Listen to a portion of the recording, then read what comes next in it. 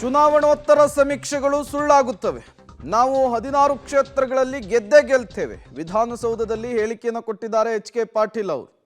ಎಲ್ಲ ಎಕ್ಸಿಟ್ ಪೋಲ್ಗಳು ಒಂದು ಪಕ್ಷಕ್ಕೆ ಅನುಕೂಲಿಸಬೇಕು ಅನ್ನುವಂಥ ಮನೋಭಾವದವರು, ಆದ್ದರಿಂದ ಇವು ಸತ್ಯವಾದದ್ದಲ್ಲ ಅನ್ನೋದು ಹೇಳ್ತಾ ಇದ್ದಾರೆ.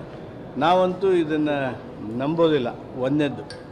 ಎರಡನೇದು, ಎಕ್ಸಿಟ್ ಪೋಲ್ಗೆ ಸೋಲಾಗ್ತದೆ. ಗಣರಾಜ್ಯಕ್ಕೆ, ಜನತೆಗೆ, ಪ್ರಜಾಪ್ರಭುತ್ವಕ್ಕೆ ಗೆಲುವಾಗ್ತದೆ. ಜನರ ಮನಸ್ಸನ್ನು ಹೀಗೆ ಮ್ಯಾನಿಪುಲೇಟ್ ಮಾಡಿ ತೋರಿಸ್ತಕ್ಕಂಥದ್ದೇನಿದೆ ಎಲ್ಲಿಯೂ ಸಾಧ್ಯ ಇಲ್ಲ. UPಯಲ್ಲಿ ಒಬ್ಬರು 4. ಇದೇ ವಿಚಾರಕ್ಕೆ ಸಂಬಂಧಪಟ್ಟಂತೆ ಮತ್ತಷ್ಟು ಡೀಟೇಲ್ಸ್ ಅನ್ನು ಕೊಡ್ತಾರೆ ನಮ್ಮ ಪ್ರತಿನಿಧಿ ಸುಖೇಶ್. ನೇರ ಸಂಪರ್ಕದಲ್ಲಿ ಜಾಯಿನ್ ಆಗಿದ್ದಾರೆ. ಸುಖೇಶ್, ವರದಿ ನಮ್ಮ ಪರವಾಗಿದ್ದಾಗ, ಸಮೀಕ್ಷೆಗಳು ನಮ್ಮ ಪರವಾಗಿದ್ದಾಗ ಅದನ್ನು ಸ್ವೀಕರಿಸೋದು, ನಮ್ಮ ಪರವಾಗಿಲ್ಲ ಅಂದಾಗ ಅದನ್ನು ರಿಜೆಕ್ಟ್ ಮಾಡೋದು ರಾಜಕಾರಣಿಗಳಿಗೆ ಹೊಸತಲ್ಲ. ಈಗೂ ಕೂಡ ರಾಜಕಾರಣದಲ್ಲಿ ಅದೇ ಕೂಡ ನಡೀತಾ ಇರುವಂಥದ್ದು.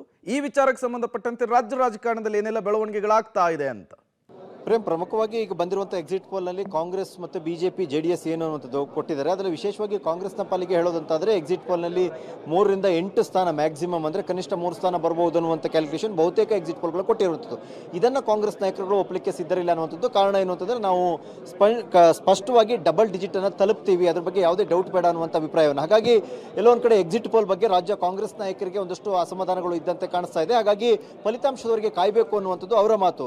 ಇದು ಇದೇ ಮೊದಲಲ್ಲ, ಯಾಕಂದರೆ ವಿಧಾನಸಭೆ ಚುನಾವಣೆ ಸಂದರ್ಭದಲ್ಲೂ ಕೂಡ ಬೇರೆ ರೀತಿಯ ಎಕ್ಸಿಟ್ ಪೋಲ್ಗಳು ಬಂದಿತ್ತು. ನಮ್ಮ ಫಲಿತಾಂಶವೇ ಬೇರೆ ಆಯಿತು, ಅಲ್ಲಿ ನಾವು 135 ಸ್ಥಾನವನ್ನು ಗೆದ್ವಿ ಎನ್ನುವಂಥದ್ದು ಕಾಂಗ್ರೆಸ್ ನಾಯಕರ ಸಮರ್ಥನೆ ಕೂಡ ಇರುವಂಥದ್ದು.